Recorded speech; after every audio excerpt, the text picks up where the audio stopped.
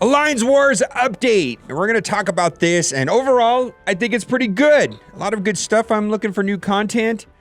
Some things I'm a little bit worried about. We're going to read it together because I don't think this was posted anywhere in game. And I think this is fairly significant update's going to be coming next month. Hello, Commanders. The ultimate battle for Alliance supremacy is on the horizon. Alliance Wars.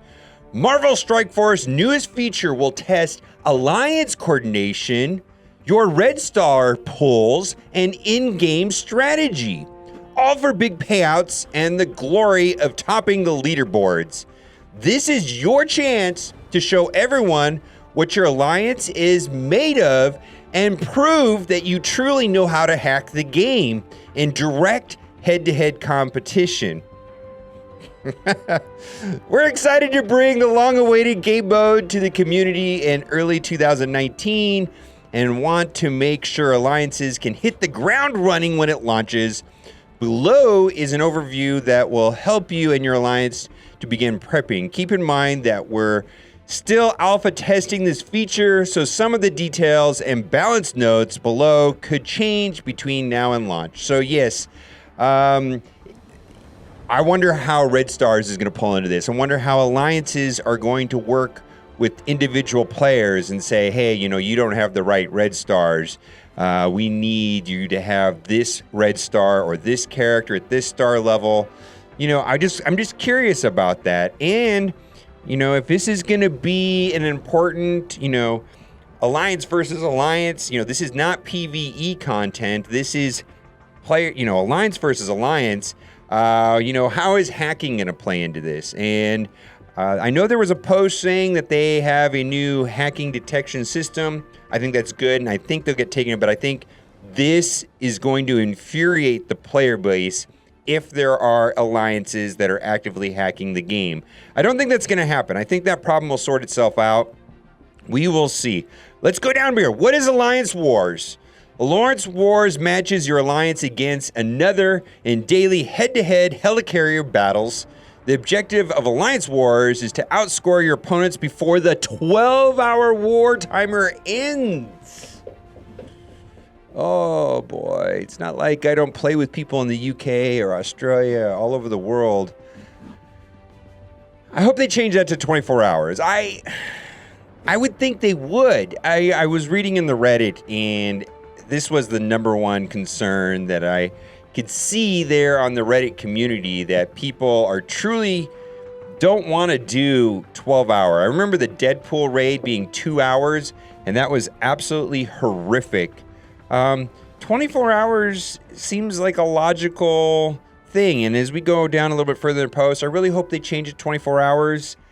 It would be certainly a much better experience for me and more fun if I had a 24-hour period rather than a 12-hour period. And alliances are global. This is a global game. And the other thing that kind of worries me, if this is going to be some sort of complicated mode, I use Discord, and I have a Discord server, and everybody I communicate with in the game is on Discord. I really hope that this is a game mode that can be played without endless communication through a third-party app. Was the mode designed that we have to use Discord, or was it designed where if you don't want to use Discord, you don't have to? You can just play the game right in the chat. I don't think so. So I hope the developers understand, if they're making this really complicated and a serious mode, we have to use third-party apps like Line or Discord. Is that what they want, or are they trying to build a game mode that can be done without using those apps? I don't think that's even possible at this point. Just a thought. Strategizing with your alliance will be key to success in Alliance Wars. You're going to need Discord. You'll need to formulate an offensive and defensive strategy, but there's no single right way of doing so. Anticipating the actions of your opponents. Plan feints? I don't know that word. Predict counters and understand that every war will see new and innovative tactics emerge. How you and your alliance work and adapt together will ultimately determine who wins. Your alliance's Helicarrier is made up of tactically significant rooms that you must defend. Each room provides a specific effect. for those inside of it. For example, the Med Bay grants a 40% health boost to defensive squads. The hangar applies speed up to some attackers. Rooms can be repositioned to different locations within your helicarrier, and the positioning of your rooms impacts the order in which they can be attacked. Your helicarrier is automatically reinforced by low-level shield agents in each room, but you can choose to bolster your defense with characters from your own roster instead.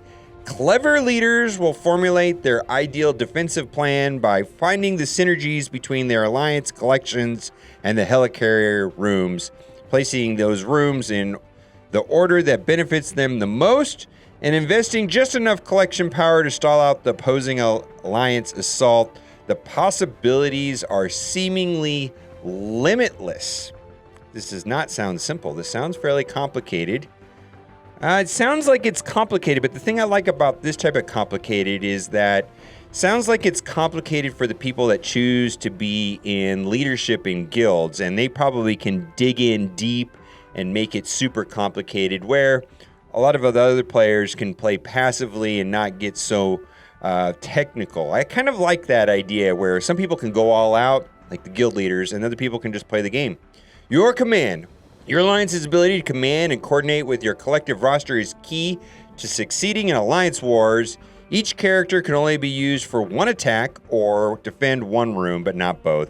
And each alliance members have around a dozen attacks per war. Dozen attacks.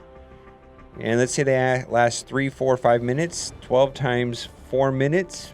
About an hour a day might be adding to us. I don't know. I hope not. Additionally, players can heal defensive teams with a limited number of times between enemy assaults using war heal currencies. Oh, I wonder if that's going to be cash grab right there. We'll see. I know it is in Marvel Contest of Champions. They have this heal mechanic and heal potions where it just becomes a function of how much money your alliance is willing to spend. Ultimately, Alliance Wars will give commanders the opportunity to show off their creative application of their entire rosters, not just the strongest 5 to 10 characters. Of course, deeper rosters are going to be better, like it is in Blitz. Ready your alliance. As Strikeforce players and a development team, we're very excited by the depth Alliance Wars brings to the game. You have to evolve your team, strategize, and alliance constantly to stay step ahead of the competition, and winning and staying on top will be an admirable achievement. This is just an early preview, but now is the time to start expanding your team and organizing with your alliance. Prepare for war, commanders. This wraps up our blog post for 2018. You can look forward to more community discussion with our first blog in 2019. We'll have more details on Alliance Wars in the coming weeks, so be on the lookout for upcoming blog posts bringing you all the details of this exciting battle for Marvel Strike Force Top Alliance. I think this is all great. I'd actually welcome new content. Hacking, it's going to be an issue. 12 hours, prefer to be 24 hours. And I'm glad that they're working on this new content, but fix Rocket's level 7 middle ability with the orange mats and fix the vision bug. I mean, that stuff seems like very important, more important than this, to fix the game in its current form. Just my opinion about that, so I think there's some other things, and I really do hope they listen to the community on the 12-hour versus 24-hour thing. 12 hours, man, sounds brutal. Just quality of life, and, if we're going to have to play 12 battles, 12 matches, that's almost an hour. And, where that hour that I'm going to be available and free, and how my alliance is set up, if we're all in Australia or all in the UK or all in India or all in the United States, I mean, people from all over the world that play this game, and 24-hour cycles make the most sense to me for coordination with a global community and global guilds. If it's time zone specific, and frankly, that 2-hour Deadpool raid was a complete disaster. That was probably the biggest negative experience I've ever had in gaming, where I had to play in the Deadpool raid. My alliance was depending on me to play, and I had a girlfriend waiting for me to go to dinner while I was doing the Deadpool raid in this exact 2-hour window that I had to play.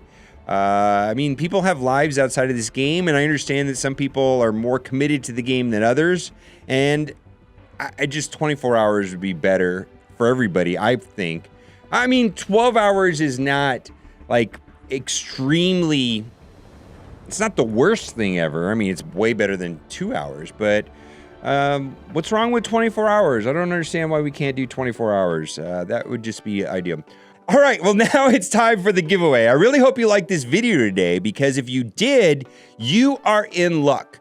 For every single person that likes this video, you'll be getting for free in your account an 8-star, 8 red star David Hasselhoff Nick Fury. This is not a scam. Yeah, David Hasselhoff was Nick Fury before Samuel Jackson was, a long time ago at a TV show. What do you think about that? David Hasselhoff, Nick Fury? You never know, they could bring it to the game. All right, guys, thanks for watching, and keep on gaming.